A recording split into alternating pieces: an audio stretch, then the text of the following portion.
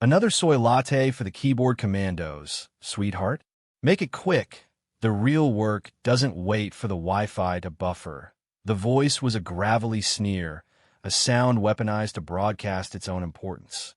It belonged to Staff Sergeant Rex Carnage Miller, a man whose physique was a monument to the gym and whose personality was a testament to the idea that volume could be mistaken for authority. The small group of green berets around him, all hard muscle and mirrored sunglasses worn indoors, chuckled on cue. It was a practice sound, the loyal laughter of a pack that knew its alpha. The crowd in the small, prefab coffee shop on FOB Phoenix shifted uncomfortably. They laughed, a few of them, but it was the nervous, rustling laughter of people who just wanted to get their caffeine and disappear, not become collateral damage in a one-sided social engagement. Most just stared down at their phones or into their cups, creating a small perimeter of determined ignorance around the confrontation. But the woman behind the counter didn't react. She didn't flinch. She didn't sigh. Her focus remained entirely on the task at hand, her movements economical and precise. She was a study in deliberate motion, her hands gliding from the grinder to the portafilter to the steaming wand with a practiced grace that was almost hypnotic. Her name tag, clipped to a plain, olive-drab t-shirt, simply read Vance. She was of average height, with a build that was lean rather than muscular, and hair pulled back so tightly it seemed to pull the emotion from her face, leaving only a mask of placid neutrality. There was nothing about her that demanded a second look, and that was precisely what invited the condescension. She was forgettable, a piece of the background scenery, and in a world built on visible signifiers of rank and skill, to be forgettable was to be insignificant. She finished the drink, the foam art a perfect, symmetrical leaf, a small act of order in the swirling dust of the Afghan frontier. She placed on the counter with a soft click, the sound swallowed by the hum of the generator outside. Next, she said, her voice even, quiet, and utterly devoid of reaction. It was her silence that was the true insult. It was a wall Miller's arrogance couldn't breach, a mirror that reflected his bluster back at him, diminished and absurd. The silence was a statement of competence, so profound it needed no words to defend it. It was the calm of the professional. Across the room, observing from a small table in the corner, Captain Elias Thorne took a slow sip of his black coffee, the bitterness of familiar comfort. He watched the exchange not with amusement, but with the trained eye of a leader who understood that the most dangerous people on any battlefield were the ones you failed to properly identify. He saw the tight knot of Miller's men, their casual brutality. He saw the averted eyes of the other soldiers. And he saw her. He saw the way she stood, not slouched like a service worker at the end of a long shift, but perfectly balanced, her weight distributed evenly, her feet shoulder-width apart. It was a shooter's stance, a subtle, almost imperceptible detail that 99% of the people on this base would never notice. But the captain, a man who had spent 2 decades learning to read the language of the human body under fire, saw it clearly. It was a quiet declaration, a piece of foreshadowing written in posture. When the captain saw her stance, a flicker of memory, a ghost of a briefing from years ago, stirred in the back of his mind. He saw not a barista, but a weapon, temporarily holstered. He felt a cold premonition, a sense that the universe was about to deliver a lesson in humility and that Staff Sergeant Miller was about to become the curriculum. This was how legends were born, not in the thunder of boasts, but in the deafening silence that preceded the storm of action. If you believe that true respect is earned in the arena of action, not the theater of words, type competence below. The tension in the air was thicker than the fine, talcum-like dust that settled on every surface of FOB Phoenix. It was a living thing, a constant pressure on the chest born of heat, boredom, and the ever-present, low-humming threat that lay just beyond the concertina wire. Inside the Green Bean, the base's only real coffee shop, that tension was amplified by the forced proximity of dozens of different souls from a dozen different walks of military life. Logisticians hunched over laptops, their faces illuminated by the glow of spreadsheets tracking the lifeblood of the war effort. Infantrymen, fresh from patrol, their faces etched with fatigue and grime, nursed their drinks in weary silence. A pair of pilots, their flight suits unzipped to their chests, debated the finer points of dead-stick landing with the casual confidence of men who regularly defied gravity for a living. And then there was Miller's crew, a loud island of tactical bravado in a sea of quiet professionalism. They spoke in acronyms and inside jokes, their voices carrying across the room, demanding an audience. They were the tip of the spear, the quiet professionals who were, at this particular moment, being anything but quiet. Their contempt for anyone not in their elite circle was palpable, a form of psychological armor. To them, the world was divided into two groups, operators like themselves and everyone else. Vance, the barista, was firmly, unequivocally in the latter category. "Look at her," Miller muttered to his second-in-command, a thick-necked sergeant named Diaz. "Probably some contractor's kid, out here to make a few bucks and get a tan. Thinks she's part of the effort because she can froth milk." He took a loud slurp of his own black coffee, then grimaced. "Can't even get that right. Tastes like battery acid." Vance continued her work, her expression unchanged. If she heard him, she gave no indication. Her world seemed to shrink to the stainless steel counter, the hiss of the steam, the rhythmic thump of tamping espresso grounds. It was a ritual, a liturgy of precision. Each movement was a repetition of 1,000 before it, a muscle memory so deeply ingrained it had become instinct. This, too, was a form of camouflage. Her focus was so absolute, so narrow, that it appeared to be the limited concentration of a simple mind performing a simple task. But to the discerning eye, it was the hyper-focus of a predator, the intense concentration of a surgeon, the unwavering discipline of someone who understood that small details, executed perfectly, were the difference between success and failure, between life and death. The onlookers felt the injustice of the scene. They knew Miller was being a blowhard, a caricature of the warrior he purported to be. Yet they remained silent. To challenge a Green Beret, especially one with a reputation like Carnage Miller, was to invite a world of trouble. It was easier to look away, to pretend not to hear, to become one with the background. Their silence was complicity, a quiet endorsement of the status quo that allowed arrogance to fester. They were isolating her, leaving her to face the casual cruelty alone. But Vance wasn't alone. In her silence, she occupied a space of profound self-possession. She didn't need their defense. Her validation came not from the opinions of others, but from a deep, internal well of proven competence. Her calm was not weakness. It was control. She was a coiled spring, and the world had simply forgotten what she was built to do. She finished another order, a complex arrangement of syrup, steam, and espresso, and slid it across the counter. Her eyes briefly met Miller's. There was no fear in them, no anger. There was nothing. It was like looking into the lens of a camera, a passive observer, recording data without judgment. That blankness, that utter lack of emotional purchase, was what truly infuriated him. He was a force of nature accustomed to making an impact, and he had just slammed into an object that refused to move. The air crackled, the moment stretched, and then it was broken by a sound that changed everything. The high, piercing shriek of the incoming rocket alarm, a sound that stripped away all pretense and left only instinct. The first explosion was a physical blow, a concussive wave of pressure that rattled the thin walls of the coffee shop and sent a shower of dust and ceiling tile fragments raining down. The world outside the windows dissolved into a maelstrom of smoke, shouting, and the rhythmic, terrifying cough of heavy machine gun fire. The base was under attack. It was a complex attack, the kind insurgents launched when they were feeling bold, designed to sow maximum chaos and inflict maximum casualties. For a moment, the green bean was a tableau of frozen panic.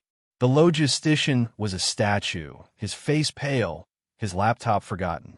The pilots were halfway out of their chairs, their hands instinctively reaching for sidearms that weren't there. SSG Miller and his team were already moving, their casual arrogance replaced by the cold, hard-edged focus of trained killers. They flowed towards the door, weapons materializing in their hands, their bodies low, their eyes scanning for threats. They were professionals, and the war had just come to their doorstep. But in the center of the chaos, one person was not moving towards the door. Vance. In the instant the siren had wailed, she had become a different person. The placid barista was gone, replaced by something older, colder, and infinitely more dangerous. Her movements, which before had been merely efficient, were now imbued with a terrifying economy. There was no wasted motion, no hesitation. She didn't panic. She assessed. In the first 3 seconds, she had vaulted over the counter, her body moving with a fluid athleticism that seemed impossible for a woman who spent her days serving coffee. She grabbed the 2 trembling civilian contractors who ran the base laundry service and shoved them under the heavy steel counter, her voice a low, commanding hiss. "Stay down. Don't move. Don't make a sound." She wasn't asking. She was giving an order with the full expectation it would be obeyed. It was her eyes, which had been so blank and passive moments before, were now alight with a fierce, analytical intelligence. She scanned the room, not as a collection of people, but as a tactical problem. She noted the exits, the points of cover, the fields of fire. She saw the young private, a kid from the Signal Corps, lying near the door, a dark stain spreading across his leg, his face a mask of shock and pain. His M4 rifle lay a few feet from his outstretched hand.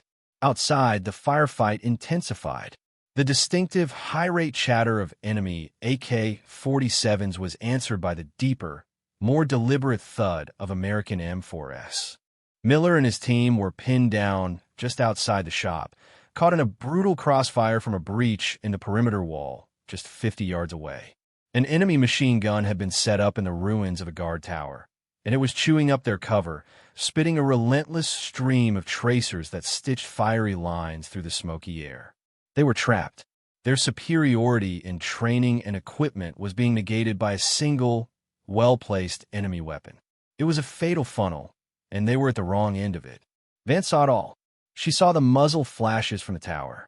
She saw the desperation in the way Miller's team was hugging the scant cover of a concrete barrier. She saw the private's rifle. She moved. She didn't run.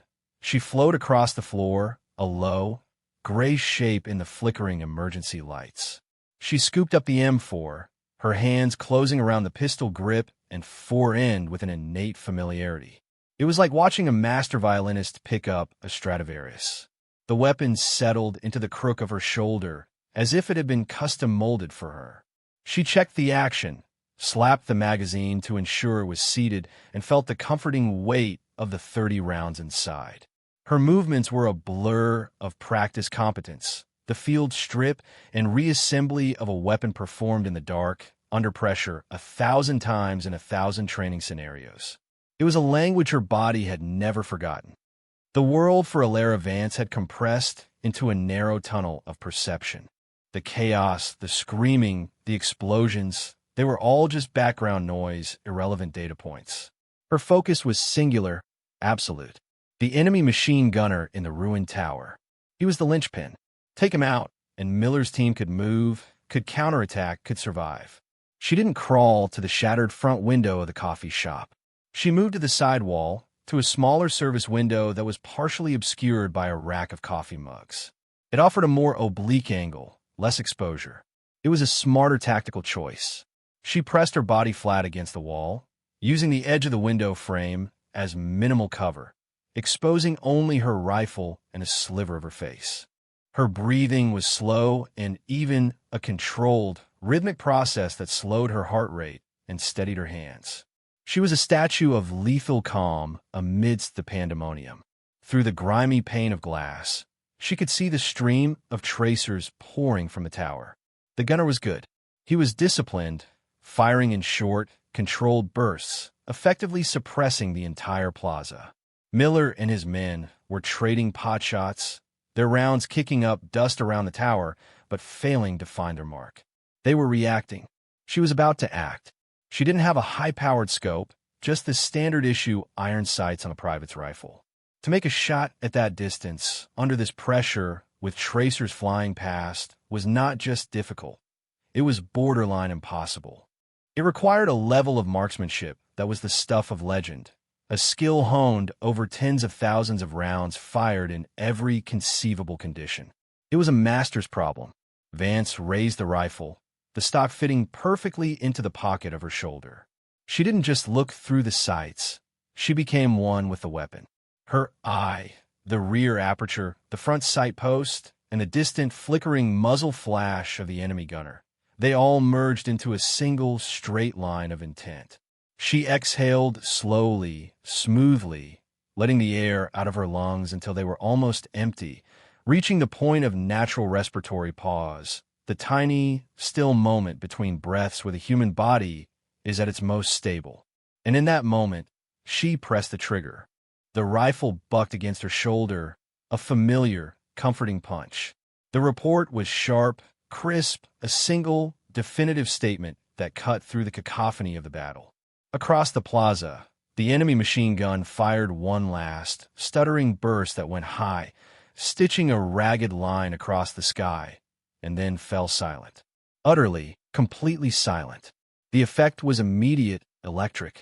The oppressive weight of the machine gun's fire vanished. In the sudden, shocking quiet, Miller's team looked up from behind their cover, their faces a mixture of confusion and disbelief. "He's down. The RPK is down." Diaz yelled. "Who got him? Who made that shot?" Miller risked a look over the barrier. He saw the ruined tower, now silent and inert. He scanned his team's positions. None of them had a clear line of sight. It wasn't them. His gaze swept across the plaza and landed on the shattered front of the coffee shop. And there, for a fleeting second before she pulled back into the shadows, he saw her.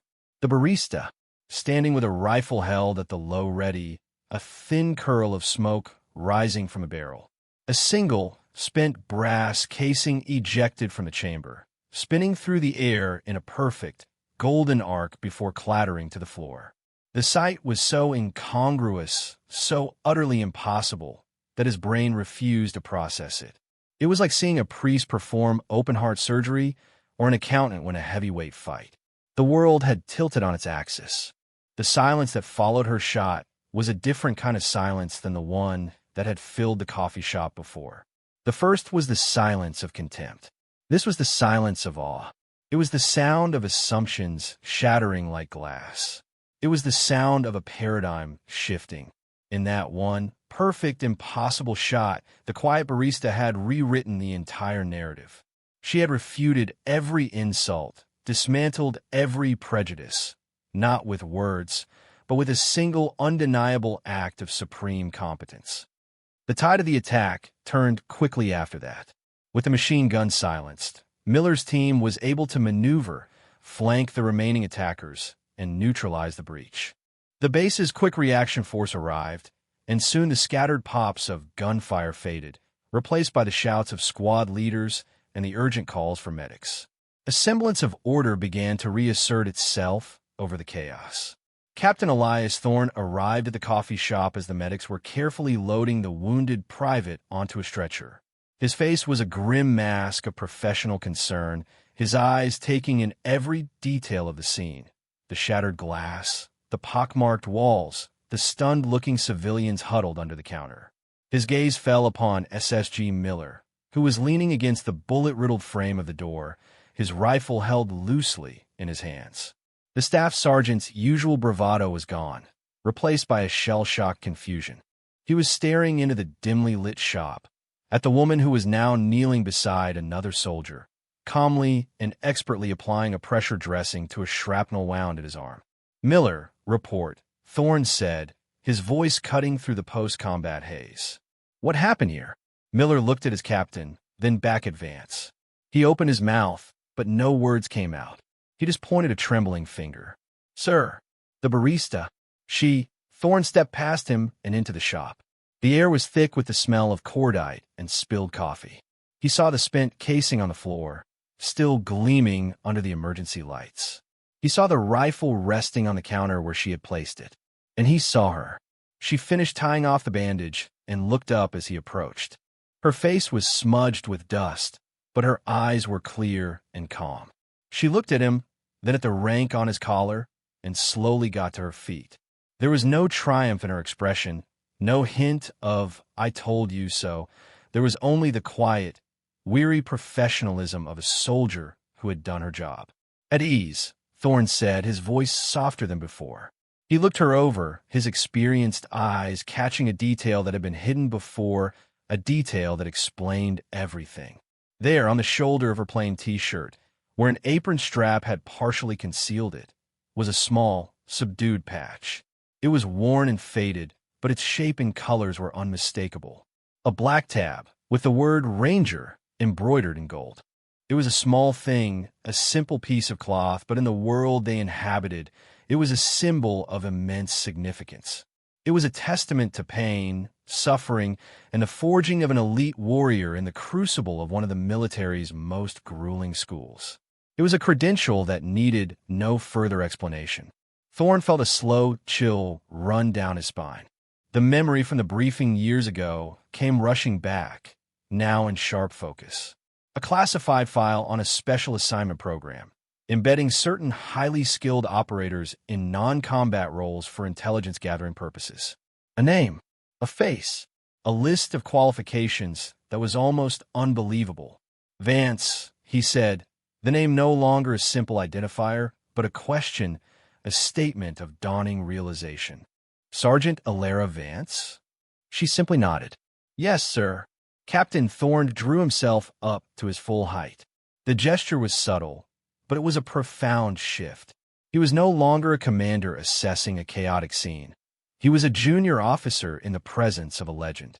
He turned to face Miller, who had followed him into the shop, his team close behind. The Green Berets stood in a stunned, silent cluster, their eyes wide, their faces a canvas of dawning horror and disbelief. The dots were connecting, forming a picture of their own monumental ignorance. Staff Sergeant Miller, Thorne began, his voice low but carrying the weight of absolute authority. It cut through the room, silencing the whispers of the medics and the crackle of the radios. You and your men are alive right now because of a level of professional skill you can't even begin to comprehend. He paused, letting the words hang in the air, each one a hammer blow to their shattered egos. You see a barista. You see a woman. You make assumptions. You see what you want to see, but you are blind to what is right in front of you. He took a step closer to Vance, his eyes never leaving Miller's. This is Sergeant Alara Vance. Before this special assignment, he made air quotes with his fingers. She was a team leader in the 75th Ranger Regiment. She has 3 combat tours in theaters you've only read about. She is a master-class shooter with every weapon in the U.S. inventory and half a dozen more that aren't. She is a recipient of the Distinguished Service Cross for actions taken during a mission whose file is so heavily redacted, you would need a presidential order to even look at the cover page. The list of accolades fell upon the Green Berets like physical blows. Ranger, Team Leader, Distinguished Service Cross. Each word was a nail in the coffin of their arrogance. They had been mocking a living legend, a warrior whose quiet professionalism was so complete, so deeply ingrained, that she didn't feel the need to advertise it. Her skill was a fact like gravity. It didn't require their belief to be real. It simply was. Thorne wasn't finished. He took another step, his voice dropping to an almost conspiratorial whisper that was more intimidating than any shout. Her job here is to observe, to listen, to be the person nobody notices. And you fulfilled your part in her mission perfectly. You talked, you boasted, and she listened. Every arrogant word, every tactical detail you let slip, thinking you were impressing a sweetheart behind the counter, has been noted, analyzed, and filed. He turned his back on Miller and faced Vance directly. In that moment, the hierarchy of the room inverted. The captain, the commissioned officer, looked at the sergeant, the enlisted soldier, and all that mattered was the currency of proven competence. He brought his hand up in a salute. It was not the casual, perfunctory gesture of everyday military life. It was a sharp, formal, and deeply respectful salute. The kind reserved for Medal of Honor recipients, for visiting generals, for fallen comrades. It was a public and undeniable gesture of profound respect, an official validation of her status, and a silent, damning rebuke of everyone who had misjudged her. A beat of silence, and then, one by one, every other soldier in the room, the medics, the QRF members, even the wounded private on the stretcher, rendered their own salute. The last to do so, his movements stiff and clumsy with shame, was Staff Sergeant Rex Carnage Miller. He stood before her, his head bowed, humbled not by a superior officer's rank, but by a superior warrior's quiet, undeniable truth. The story of what happened at the Green Bean spread through FOB Phoenix with the speed of a desert wildfire. It was whispered in chow lines, debated in smoke pits, and recounted with increasing embellishment in the cramped confines of the barracks after dark. It became known by various names, the Barista's Gambit, the Latte Shot, the Vance Precedent, but the core elements remained the same. It was a story about assumptions, about arrogance, and about the quiet, terrifying competence that can hide in plain sight. It became more than just a story. It became a parable, a piece of institutional folklore passed from seasoned veterans to newly arrived soldiers as a cautionary tale. The legend of the Guardian Barista served as a potent and permanent reminder that the most dangerous person in the room is rarely the loudest. For Staff Sergeant Miller and his team, the experience was transformative. The public humiliation was immense, but the private reckoning was far more profound. They had built their identities on being the best, the most elite. That identity had been shattered by a single, perfectly placed 762 millimeters round and the quiet woman who had fired it. Their arrogance, once a shield, was now revealed to be a blindfold.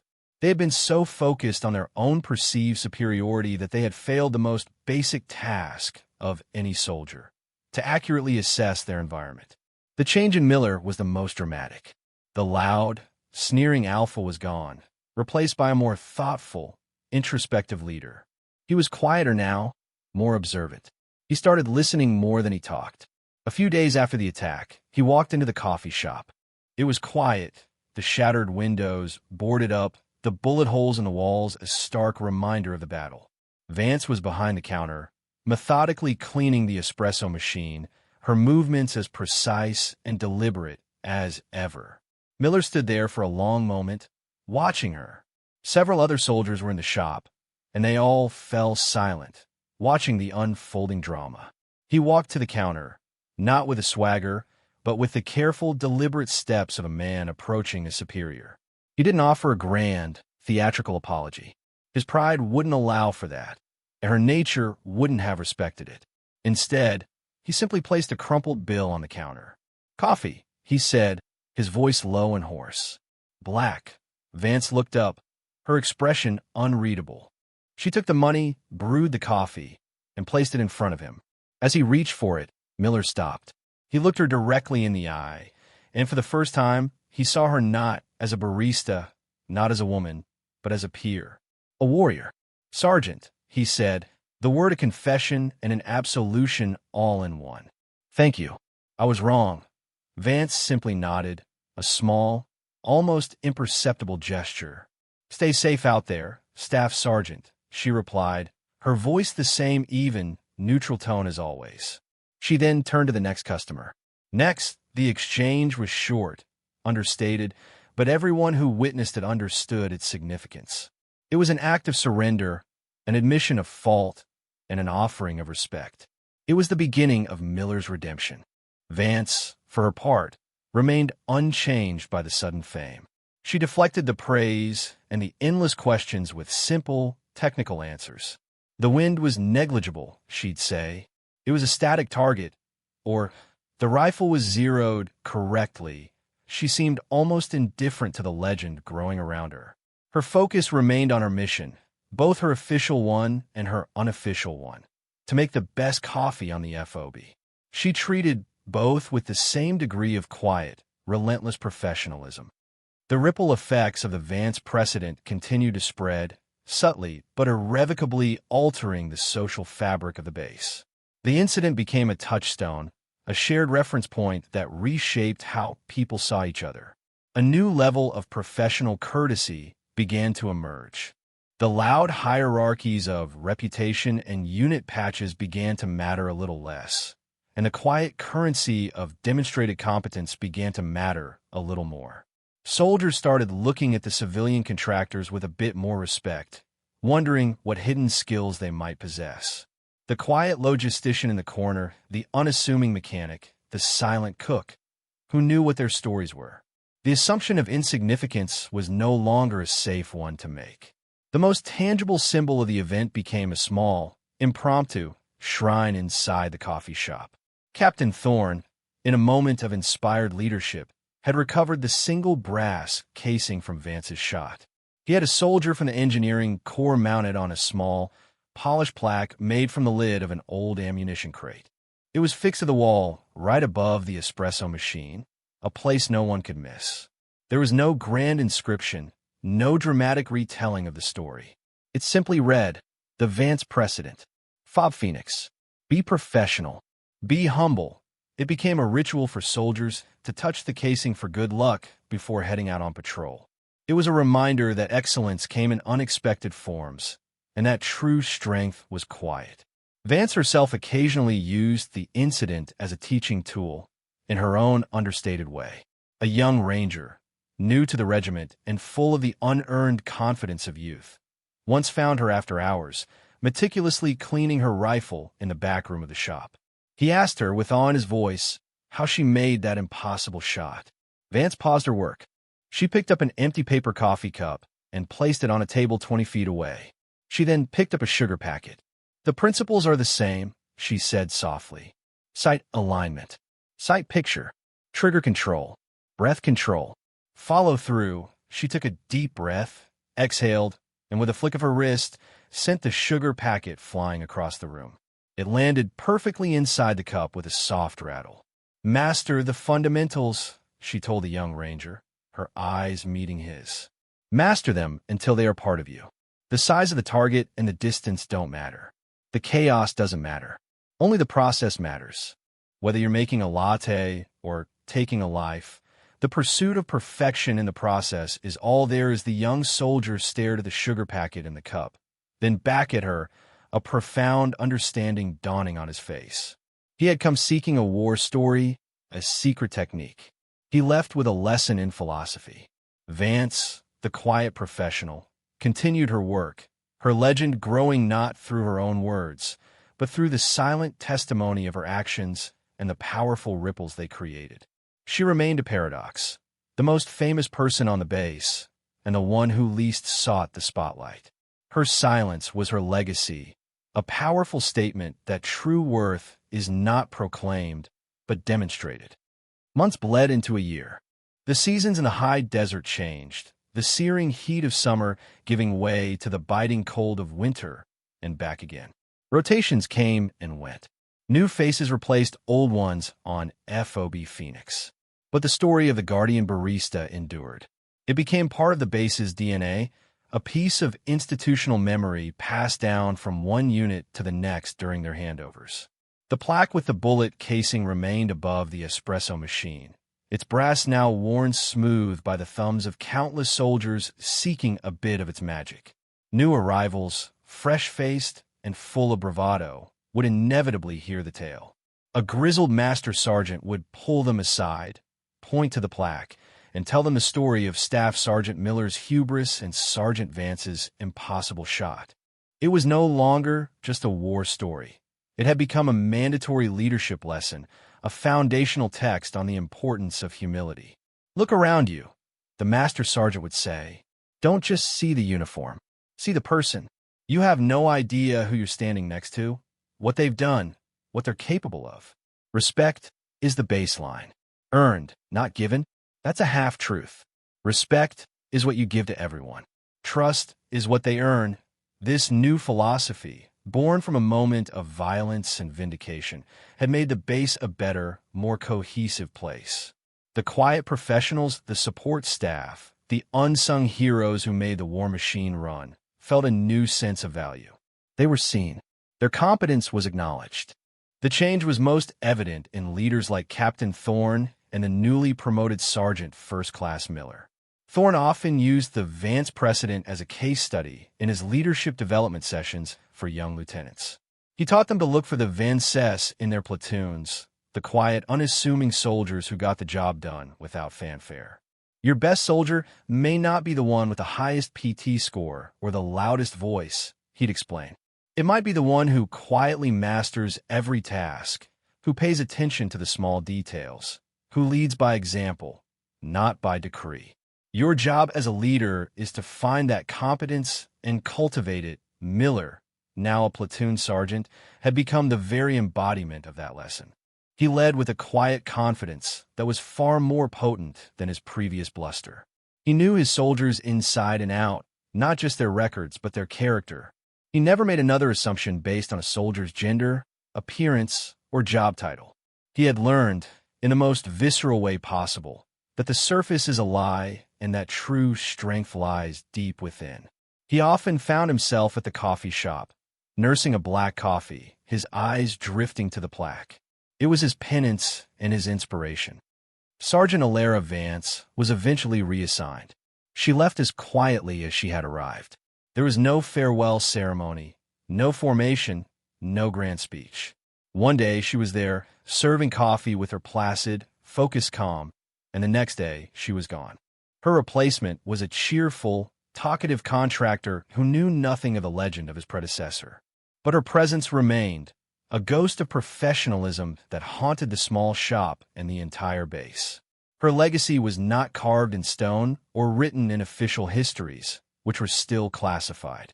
It was written in the changed behavior of 1,000 soldiers. It lived in the quiet respect that now permeated the base's culture. It echoed in the master sergeant's briefing to the new arrivals. It was present in SFC Miller's patient mentorship of a young, struggling soldier. It was in Captain Thorne's wise counsel to his junior officers. Her legacy was the powerful, enduring idea that competence is its own credential, that professionalism is a universal language, and that the quietest person in the room might just be the one you should listen to the most. True legacy isn't what you leave behind in your absence. It's what continues to move forward because you were there. It is the standard you set, the example you live, the lesson you teach not with words, but with action. Vance had taught FOB Phoenix a masterclass in the art of the quiet professional. She had demonstrated that the most effective weapon in any arsenal is a disciplined mind, that the greatest strength is a humble heart, and that true respect is a silent, mutual understanding between those who have been tested by fire and found worthy. Her single, perfect shot had done more than save a fire team. It had recalibrated the moral compass of an entire community, proving that a person's value is not determined by the label society gives them, but by the unwavering quality of their character and the quiet excellence of their work. For more stories where quiet competence triumphs over loud assumption, and where silent professionalism defines their worth, subscribe to Unknown Heroine Stories.